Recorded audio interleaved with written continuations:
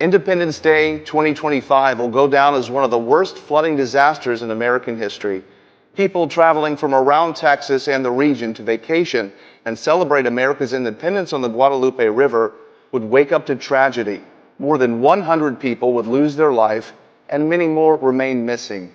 In this video, we'll talk about what happened and the circumstances that caused this flood. Along with factors that make this river so dangerous, was cloud seeding a factor in this flood? And rescue and recovery, it seems so slow. Plus key takeaways and ideas on how we make sure a disaster like this does not happen again. Hi everyone, for those of you that don't know me, my name is Brad Sauter. I'm a TV meteorologist in San Antonio, Texas, covering just about all of South Texas, including the Hill Country, Kerr County, the Guadalupe River.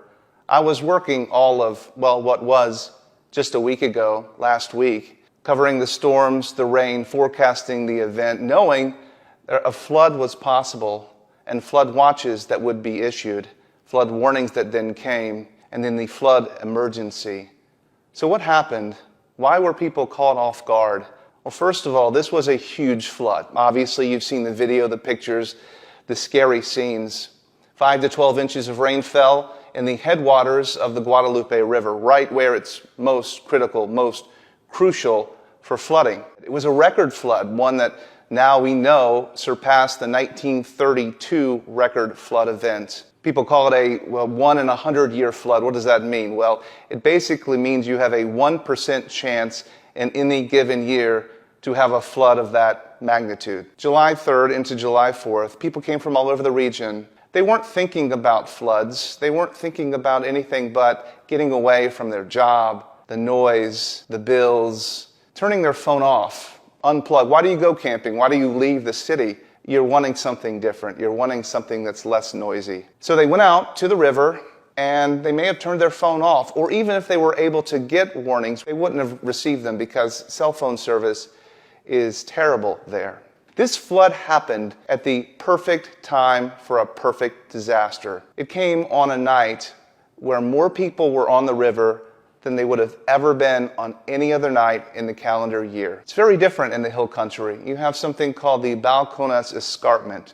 It's limestone. There's very shallow soil, if any soil at all. And when it rains, very little water is able to soak in and drip down. It's basically like a giant parking lot. If you've ever spilled water, dumped out a bucket of soapy shampoo water from washing your car in your driveway, it quickly runs away. So imagine that in a giant rainstorm where it rains a foot.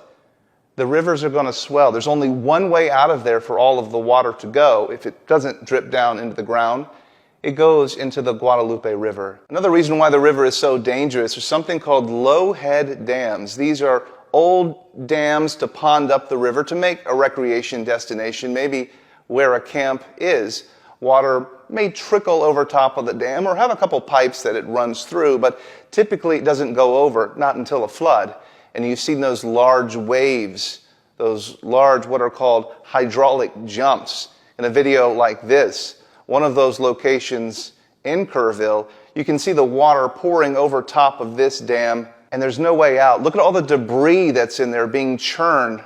The strongest swimmers in the world caught in that cannot get out. There are many of these locations all up and down the Guadalupe River. With this event, the rescue and recovery seems so slow.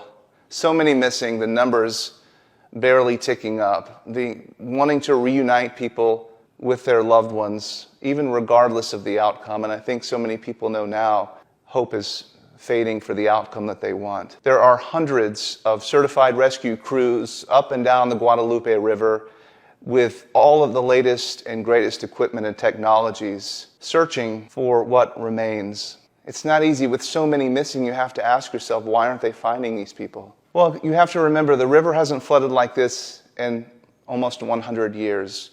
Lots of trees broke, lots of debris. It's piled up on top of a car. Look at this image of this vehicle. There's a roadway on top of this vehicle. So in order to get into this car to make sure somebody's not in there, you have to first remove that very heavy construction genie, weighs many tons. You then have to remove the broken trees. Then you have to remove the asphalt and the cement from a parking lot or a roadway. And then all of the gravel and sand, thousands of pounds of that washing all the way into the car, all the way up to the ceiling. It would take someone a day, or take a crew a day, just to search this vehicle to make sure nobody's inside, only to find they're not, or they are. And there are many, many cars just like this, and many, many piles of debris just like this. The numbers of missing seem dramatic. How do we have so many missing, and why aren't they finding them? The good news is, it's possible those numbers are wrong, that they could be skewed. We remember back to the flood of Helene just last September in North Carolina, specifically western North Carolina in Asheville. The numbers of missing were in the hundreds, only to find that the final death toll was around 100. So why so many missing? Well, this flood is similar to that area because it was a vacation area that was hit so hard. Lake Lure, Chimney Rock, Bat Cave, North Carolina, mostly tourist destinations. And a lot of the people that came to the Guadalupe for Independence Day were tourists, were campers, were those trying to get away. Families that had loved ones that went to Texas, to the Guadalupe, or to nearby, couldn't get a hold of their loved one the next day or the couple days afterwards. They may have lost their phone, cell phone signal is bad, and it's a disaster. It might be very difficult to get a hold of people in that certain circumstance, so they reported them missing. Well, they happened to show back home, but with all life coming back into play, they didn't call to report them found, that they actually were not missing. So some of those could be the people. The overprotective grandmother that knew the family was going on a Texas vacation. Maybe she's not in touch with them very often. Maybe they went to Dallas, nowhere near the flood. She hasn't heard from them. She reports them missing, only to not even remember she reported them missing. You could see how that could happen. And so those are numbers that won't go known until long after, and we realize these people aren't missing at all. The hope would be that a lot of those are that way.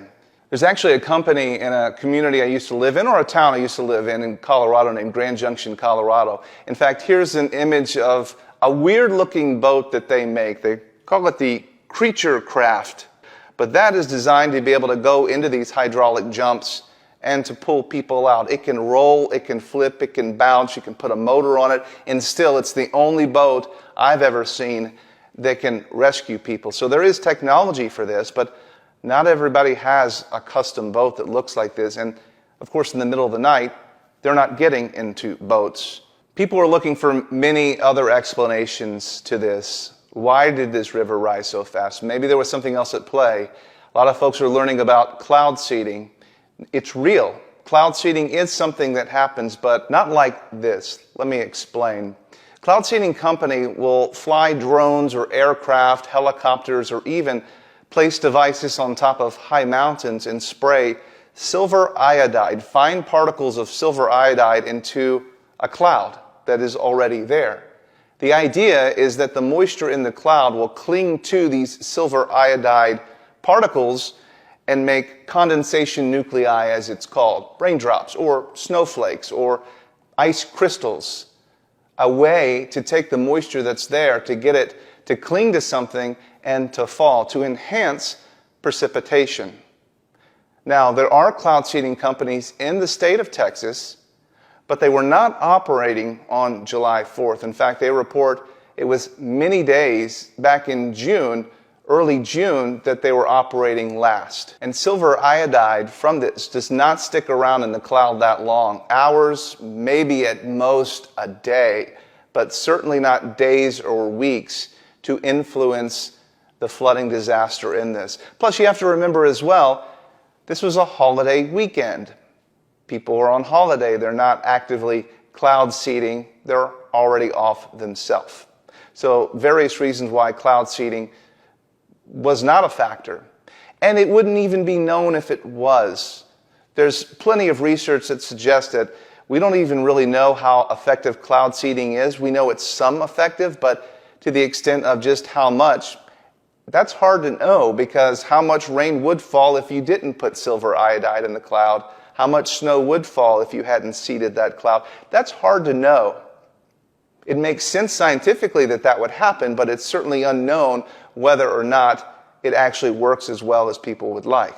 So where do we go from here? How do we fix this to make sure it doesn't happen again? We now know how dangerous these rivers are. For a lot of you, you're realizing why this area is called Flash Flood Alley.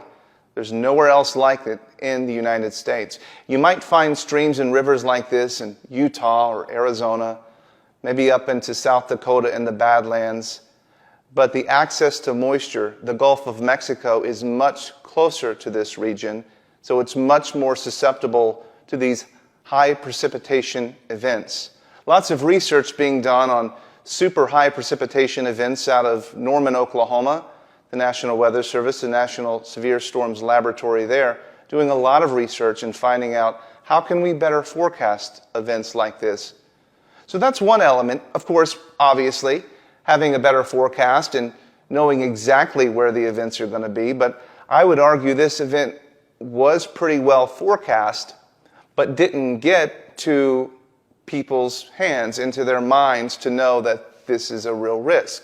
So the forecast can be great, but if people don't know the forecast, it's no good at all. So if we don't get the forecast, maybe they can at least get the warning. In that area, we talked about earlier that phones don't work and that campers, rightfully so, disconnect. They unplug from reality to have peace and quiet. I get that.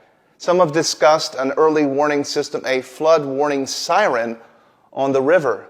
It could have saved lives, and in my opinion, I think it very well could. It has been proposed before. It was voted down. Anytime spending public money can be very difficult. After an event such as this would be the time to do it because folks are wanting to change that. However, we need a fail-safe solution, a solution that doesn't involve human error. Somebody still has to trigger these warnings, and so many times, too many warnings result in false alarms. And people don't heed the warnings because they've heard them so many times before. EAS warnings are very effective, but they sound too many times. You've heard that sound on your phone way too many times. A flash flood emergency, a tornado emergency, should not sound like an Amber Alert. If you're sleeping in the middle of the night and your phone goes off for an Amber Alert, there's not much you're able to do because you're in bed and you're sleeping. A lot of people mute those sounds. But when they mute that sound, they're also muting the flash flood emergency, the tornado emergency that affects not just one life, but hundreds, if not thousands. And that's why we have to be careful about desensitizing people to warning sirens on a river. They can't sound too many times. We can't allow people to become desensitized to them. If it rains a little bit, we can't sound the alarm. You would have to sound it when real lives are at risk. It goes off too many times, people will ignore it. Potentially another way to slow down the river to allow it not to flood to this extent, this fast, now it will still flood, is to divert some of the waters into fields and areas that slow down the flow of water so it doesn't all come down the river the same time. Purposefully flooding fields, agricultural lands where people are not in order to slow down the flood. The water will still have an opportunity to go downstream, but it won't go down all at the same time, so the river rises slower, giving people an opportunity to evacuate. People are looking for solutions to the disaster. But there will be another disaster coming that we're not ready for, and we'll also have a plan for that. But this disaster of this river, something like it will happen again. At least the water will rise up to this level once again. We have to make sure we're ready and that time doesn't allow us to forget.